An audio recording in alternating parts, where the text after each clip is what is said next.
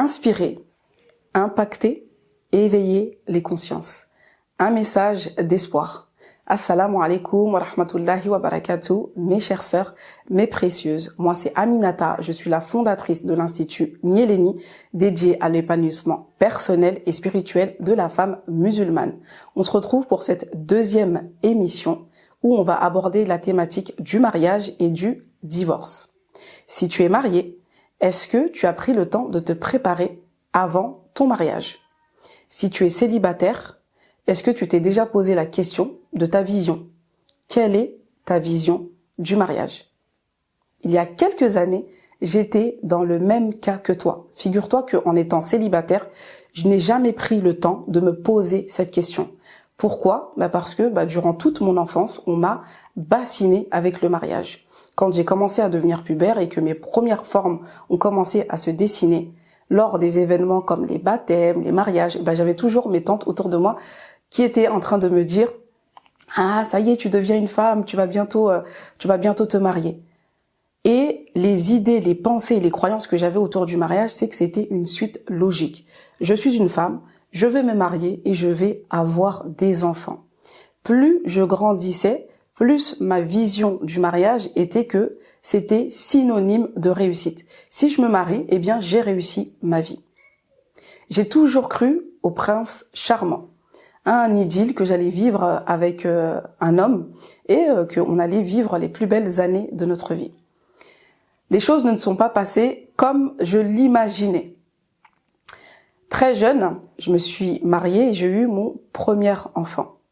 Et j'étais loin d'imaginer que le mariage, c'était ça. Au bout de quelques années, je me suis rendu compte que ce n'était pas du tout ce à quoi j'aspirais. Je me suis retrouvée triste, malheureuse, déçue, tiraillée, harassée, mais surtout violentée. Alhamdulillah, j'ai pu sortir après quelques années de cette étape et j'ai eu l'occasion, alhamdulillah, de pouvoir me remarier. Et là, pareil, j'avais toujours cette même vision du mariage qui était un idylle, un long fleuve tranquille. Et pareil, à ma grande surprise, je me suis retrouvée encore dans la même situation.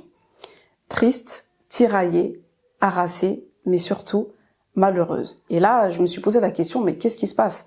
Comment ça se fait que les choses ne se passent pas comme je l'imaginais, comme prévu? Et là, j'ai pris le temps de m'interroger. Ma vie, elle a vraiment pris un tournant spécial et je me suis rendu compte que je n'avais pas pris le temps de me poser les bonnes questions.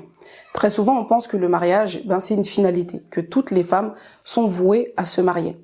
Et les questions que je vous ai posées, c'est des questions que moi-même, je ne me suis pas posées en réalité. Mais avec le temps, le recul, l'expérience, je me suis rendu compte que c'était des étapes qui avaient été brûlées, sautées. Et que lorsque nous sautons ces étapes, malheureusement, on n'arrive pas au résultat escompté.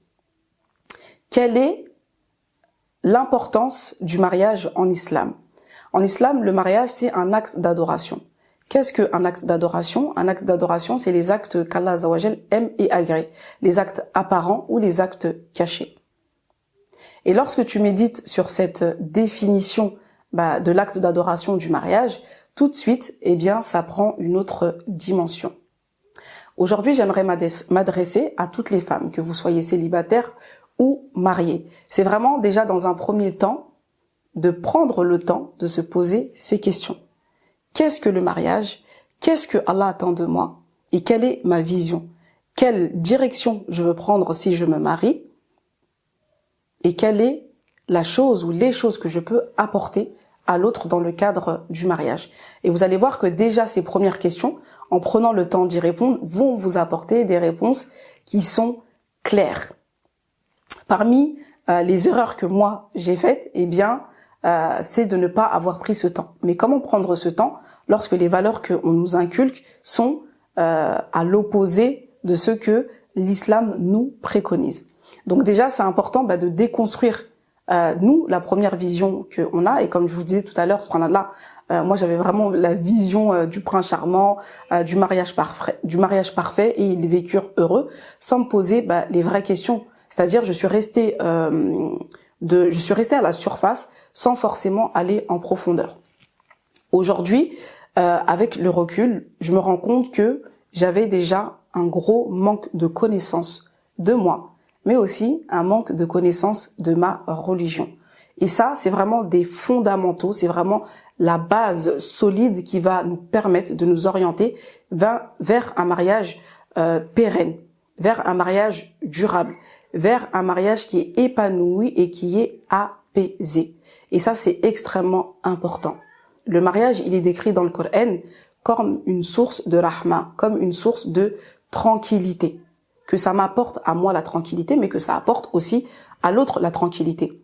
Le mariage, c'est également la moitié du dîn. Et aujourd'hui, on le voit, il y a un mariage sur deux qui se termine par un divorce. Pourquoi aujourd'hui nous sommes confrontés à autant de divorces? Et je vous assure qu'en prenant le temps de répondre à ces questions que je vous ai posées, eh bien, vous allez voir que vous allez pouvoir déjà avoir des bases et des fondements solides. J'ai divorcé 2 fois. Alhamdulillah, par la grâce d'Allah, Allah m'a permis de me marier une 3e fois. Ce que j'aimerais que l'on retienne dans un premier temps, c'est de ne pas désespérer de la miséricorde d'Allah. Pourquoi? Parce que quand on est divorcé, on pense très souvent que le divorce est un échec. Le divorce, c'est une épreuve qui est très difficile, qui nous fait perdre confiance en soi, qui nous fait perdre notre estime de soi. Le divorce n'enlève en rien notre valeur, car notre valeur se trouve auprès d'Allah. Et cette valeur, c'est une valeur qui est inestimable. La femme, c'est le berceau de l'humanité. Et l'être humain est faible et il commet des erreurs. On demande à Allah de nous pardonner pour nos fautes, pour nos erreurs, et qu'il nous guide vers le chemin de la droiture. Si toi, ma sœur, qui m'écoutes, tu te retrouves dans cette situation, encore une fois, je te demande de ne pas désespérer de la miséricorde d'Allah, mais de placer ta confiance en lui, car il est capable de toutes choses. Pour ma part, j'avais beaucoup de mal, après mon 2e divorce, à me revoir dans cette situation de mariage. J'avais du mal à me projeter. Pour moi, c'était quelque chose d'impossible, d'inaccessible, qui était plutôt dédié aux célibataires jeunes et fraîches. Pourquoi? Parce que, encore une fois, on a ces pensées qui nous hantent. On a ces wes-wes en se disant que je suis divorcée, j'ai des enfants, qui va vouloir me prendre? Qui va vouloir de moi? Et encore une fois, la dimension islamique, elle est extrêmement importante, parce que quand on voit que le meilleur des hommes, le prophète Mohammed sallallahu alayhi wa sallam, sa première épouse, Khadija, qu'Allah l'agrée, avait été divorcée. Elle avait eu des enfants. Et quel a été le comportement de notre bien-aimé prophète Mohammed sallallahu alayhi wa sallam? Si tu as divorcé, il ne faut surtout pas que ça te pousse à réduire ta valeur, à réduire tes critères, à penser que tu dois prendre le premier venu parce que tu n'es pas en mesure d'avoir plus que ça. Ça, c'est une erreur fatale qui peut te conduire à reproduire le même schéma. Ce que je te recommande aussi et ce que je conseille à mes sœurs, c'est de prendre le temps de faire un travail personnel sur soi, d'aller voir quelles ont été les conditions dans lesquelles nous avons grandi, dans lesquelles nous avons évolué, pour savoir quelles sont les blessures qui nous animent, qui nous pèsent, et de faire un travail sur cela. J'ai perdu mon père à l'âge de 15 ans, et à ce moment-là, j'ai perdu tous mes repères. Pendant 3 ans, je pensais qu'on m'avait menti, que mon père était toujours vivant. Au moment où mon père est décédé, je l'attendais déjà depuis des mois. Il est décédé au cours d'un voyage au Mali, qu'Allah lui fasse miséricorde, ainsi qu'à tous nos défunts. Le fait de perdre mon père, c'est quelque chose qui m'a beaucoup affectée. Parce que à travers mes relations, c'est toujours cet amour finalement que j'ai recherché. Cet amour que je n'allais plus avoir de sa part. Et ça, c'est des choses qui sont de l'ordre de l'inconscient.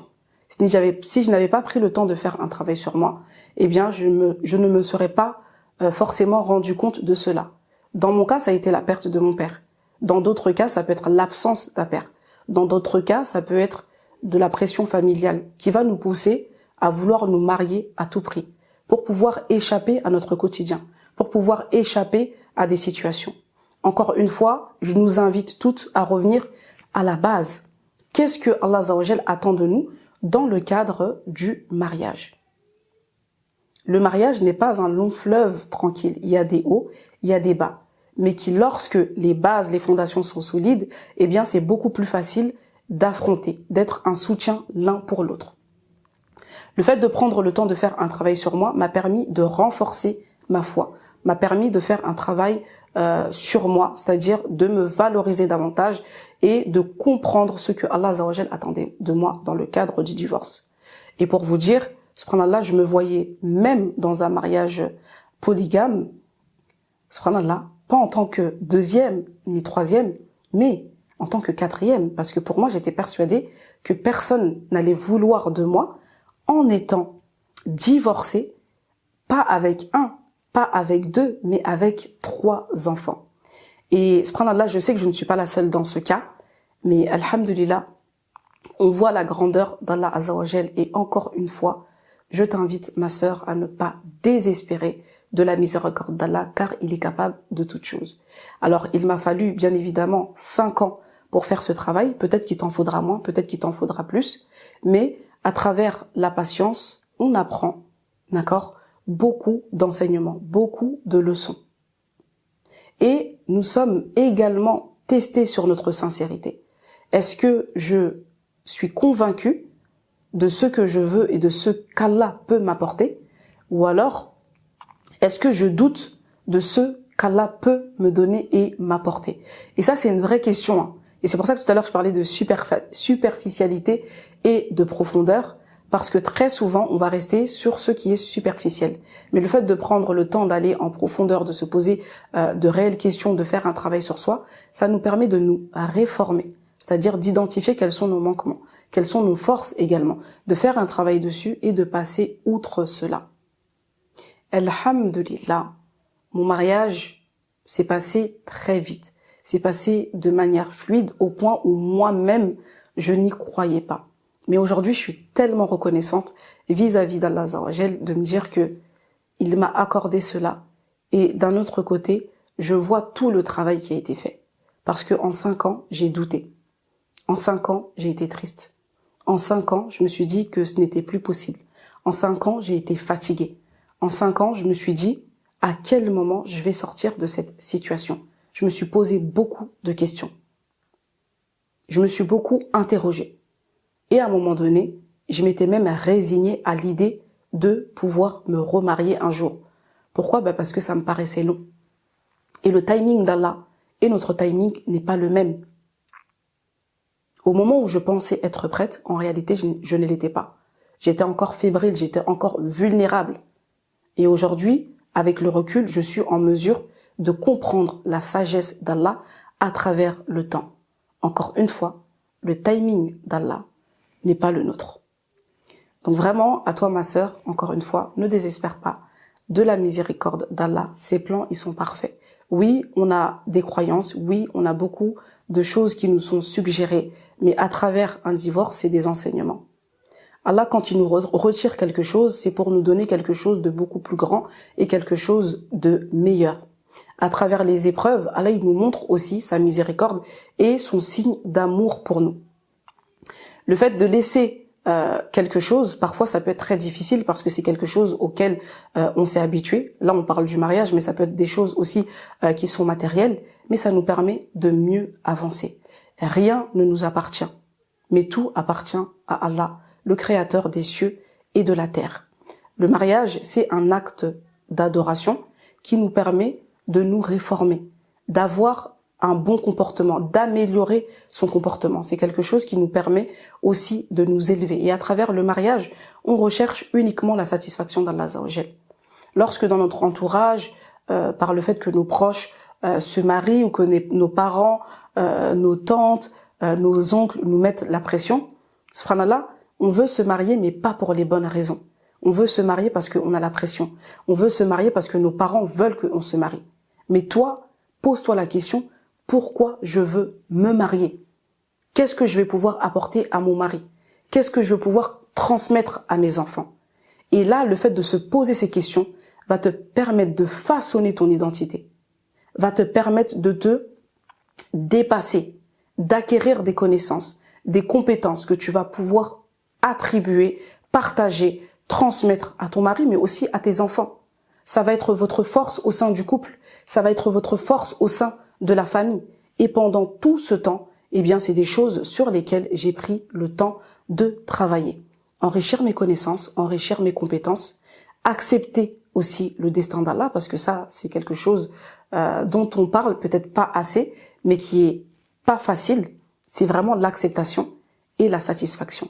Si Allah m'a fait passer par ces épreuves, c'est que j'avais besoin de passer par là. Et si je suis passé par là, c'est que Allah me réserve quelque chose de meilleur. Une étape également très importante lorsqu'on est divorcé, c'est justement toute cette préparation au remariage, ou même pour les célibataires au mariage. Là, on va parler, en tout cas dans le cadre du divorce, eh bien c'est le fait, de prendre le temps de se préparer. Parce que si ce temps n'a pas été pris en amont, eh bien c'est que c'est le moment de le prendre.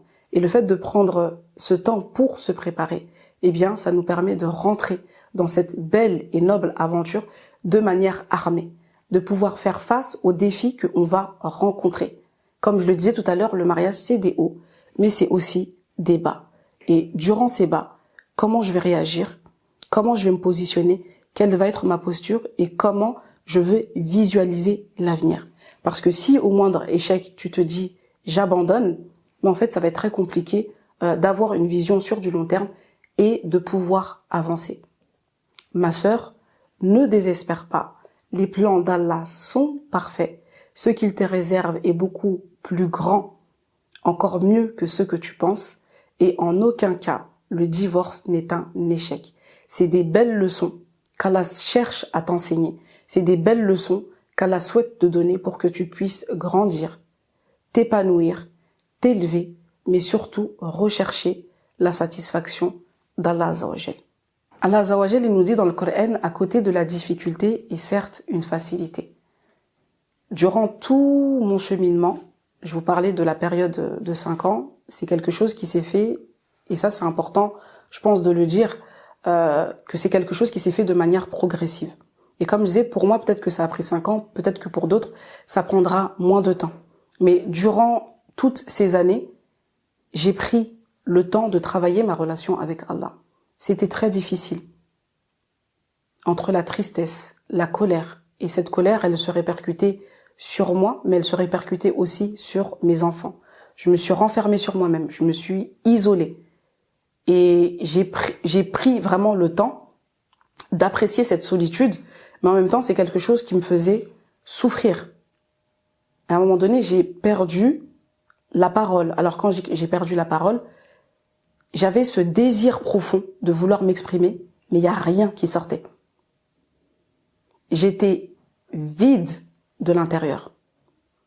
Et quand j'étais entourée des gens, j'étais dans une posture où j'observais ce qui se passait autour de moi, mais en étant complètement déconnectée.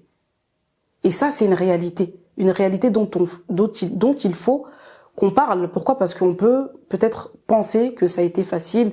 Allah lui a facilité. Allah, il nous facilite à chacune d'entre nous. Durant ces différentes étapes, j'ai pris le temps d'invoquer Allah Azza wa Jal. Et c'est un cheminement qui se fait vraiment, encore une fois, de manière progressive. J'ai invoqué, j'ai prié.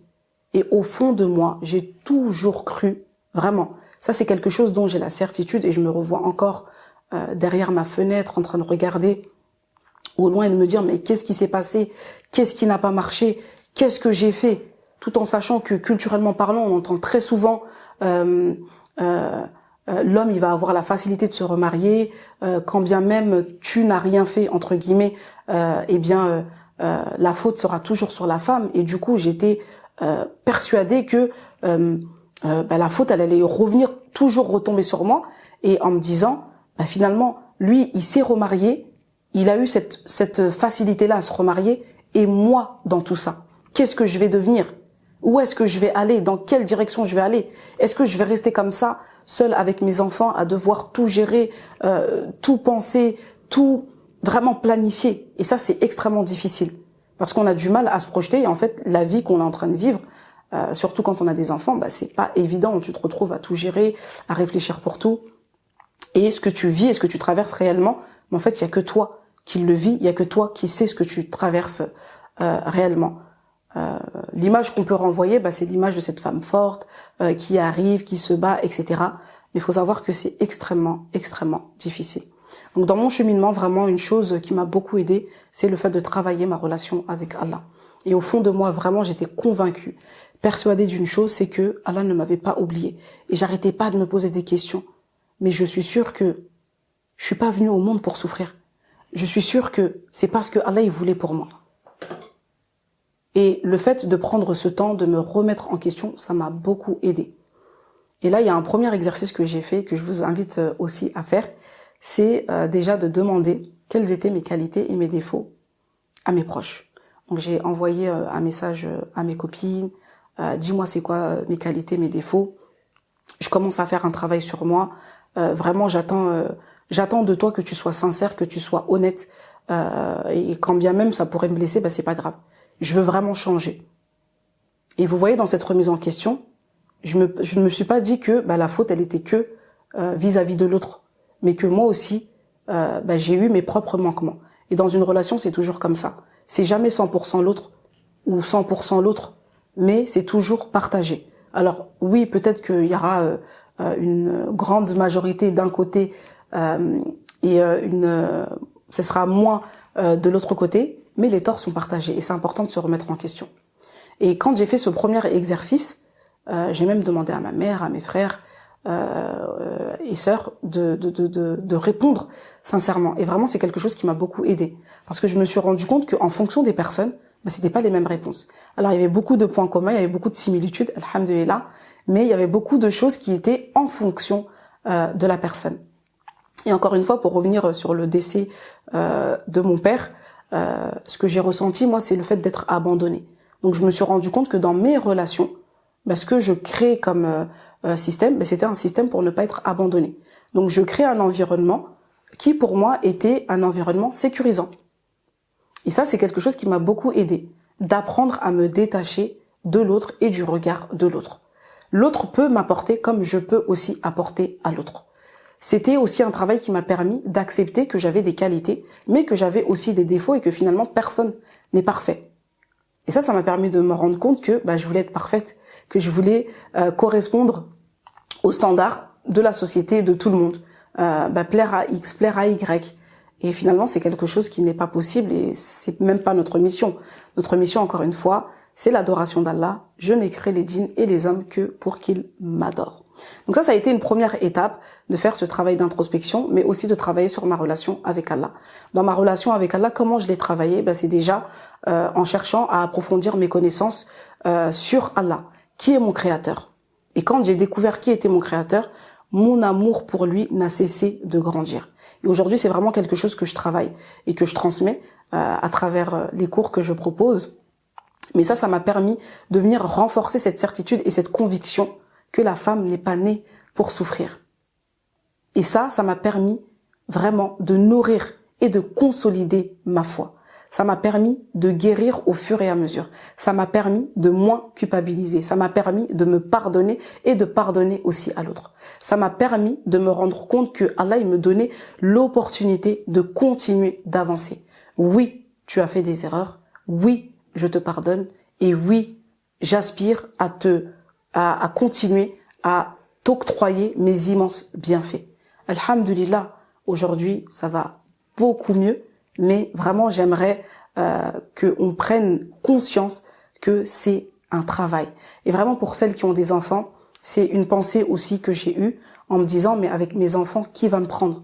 Et ça, c'est aussi des croyances, des pensées que notre environnement peut nous envoyer. C'est-à-dire, à partir du moment où on a été marié une fois, 2 fois, qu'on a des enfants, eh bien, on nous fait croire que personne ne nous prendra. Et la seule option qui nous reste, eh bien, c'est la polygamie. Détrompez-vous. On peut tout aussi bien être dans un mariage monogame. Et aujourd'hui, des hommes qui essaient d'être comme notre bien-aimé prophète Mohammed sallallahu alayhi wa sallam, qu'Allah les préserve, les récompenses, ils existent. ils existent bel et bien. Alors ma sœur, encore une fois, ne désespère pas de la miséricorde d'Allah. Prends ton courage à deux mains, invoque, patiente, prie, prends le temps de faire un travail sur toi-même, un travail de remise en question. Et tu verras que petit à petit, tu chemineras en toute sérénité vers la lumière, mais aussi vers l'apaisement. Une chose très importante sur laquelle j'aimerais terminer, c'est le regard des autres. Très souvent, quand on est dans la situation du divorce et que on vient de divorcer ou depuis des années, on est focalisé sur qu'est-ce que les autres vont dire de nous, qu'est-ce que les autres vont penser, comment les gens nous voient, et on a l'impression, même quand on sort dehors, subhanallah, que il y a marqué divorcé sur notre front. Subhanallah. C'était la femme d'un tel, c'était la femme d'un tel. Oui, elle s'est mariée une fois, deux fois, trois fois. Faut vraiment apprendre à se détacher du regard des autres, et le meilleur moyen pour ça, c'est encore une fois ce travail de connaissance de soi et le fait de renforcer la connaissance d'Allah Azza wa Jal. Notre valeur, encore une fois, elle est auprès d'Allah. Notre valeur n'est pas définie à travers notre expérience du mariage. Et ça, c'est vraiment quelque chose sur lequel j'insiste. Parce que tant qu'on sera attaché au regard de l'autre, eh bien, on va réduire nos critères. C'est-à-dire que on va prendre le strict minimum. Et subhanallah, ça c'est quelque chose que je vois aussi, que ce soit dans le cadre de l'accompagnement ou même des événements que j'organise, lorsque je suis confrontée aux sœurs, c'est là, comme je suis divorcée, franchement, s'il travaille, s'il prie, moi c'est bon. En fait, non, il faut pas réduire ces standards parce que tu as déjà eu une première expérience. Au contraire, cette expérience, elle t'enrichit par rapport à une célibataire qui n'a jamais été mariée. Cette expérience, elle va t'enrichir en termes de maturité, de sagesse, de connaissance que tu as dans le fait d'avoir déjà vécu une expérience maritale. Donc, ne pas réduire vraiment ces standards, ces critères, sous prétexte que on a déjà divorcé et que on a des enfants. Bien au contraire, l'utiliser comme une force, d'accord ? Et subhanallah, ce sera au contraire tout à notre avantage. Et vraiment, encore une fois, j'insiste sur le regard de l'autre parce que ça influence nos choix. Vraiment, ça influence nos choix. Et en réalité, on n'est pas aligné avec nous-mêmes. C'est-à-dire que quand on est attaché au regard de l'autre, ça nous donne aussi cette information que le travail de connaissance et d'estime n'a pas été fait en profondeur. On ne s'estime pas à notre juste valeur. Et encore une fois, notre valeur, elle est auprès d'Allah Azza wa Jal. Et ma sœur, tu as une valeur inestimable. Donc vraiment, sous aucun prétexte, tu dois de réduire cette valeur. Une chose également très importante, c'est lorsque on va divorcer. Le divorce devient un statut.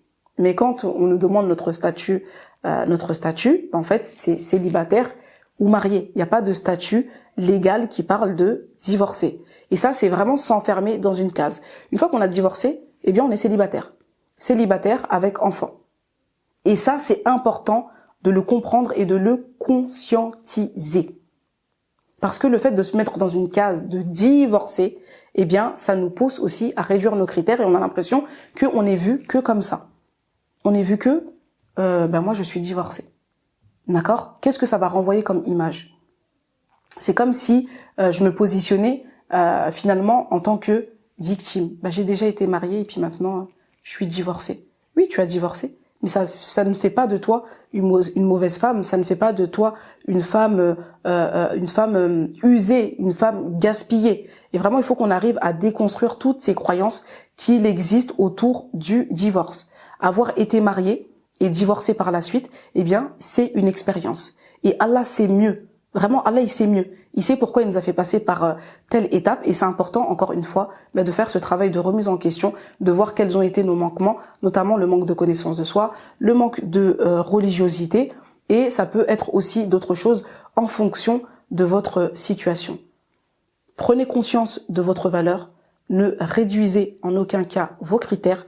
Prenez le temps de travailler sur vous, de faire un travail d'introspection.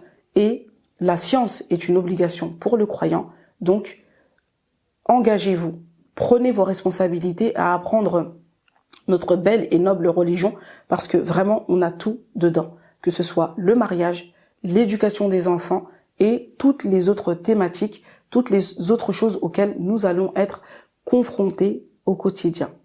J'espère que cette émission t'a plu, et si tu te retrouves dans mon témoignage et que tu souhaites travailler sur ta valeur, ton estime de soi, que tu cherches à avoir confiance en toi, que tu souhaites renouer un lien avec Allah Azza wa Jal, car tu souffres de ton divorce, tu as mal, tu as énormément de questions sur ce qui s'est passé. Pourquoi à toi c'est arrivé? Comment sortir de cette colère excessive que tu as vis-à-vis de toi-même, vis-à-vis de tes enfants, que tu souhaites sortir de la culpabilité, te pardonner et cheminer en toute sérénité? Je t'invite à suivre ma prochaine formation sur le thème du mariage. Nous y aborderons différents aspects qui te permettront d'entamer un processus de guérison et d'entrer dans le mariage de manière plus sereine. Cette formation s'adresse également aux célibataires. Elle vous permettra de prendre le temps de vous poser les questions importantes, essentielles, avant de vous engager. Pour ne pas manquer les inscriptions, je vous invite à me suivre sur mon compte Instagram Aminata Diarra Institut. Merci d'avoir suivi cette émission. N'oubliez pas de liker, de partager à une personne qui pourrait en avoir besoin. Prenez soin de vous, prenez soin de votre foi et surtout, aimez-vous. À bientôt, Inch'Allah. Salam alaikum.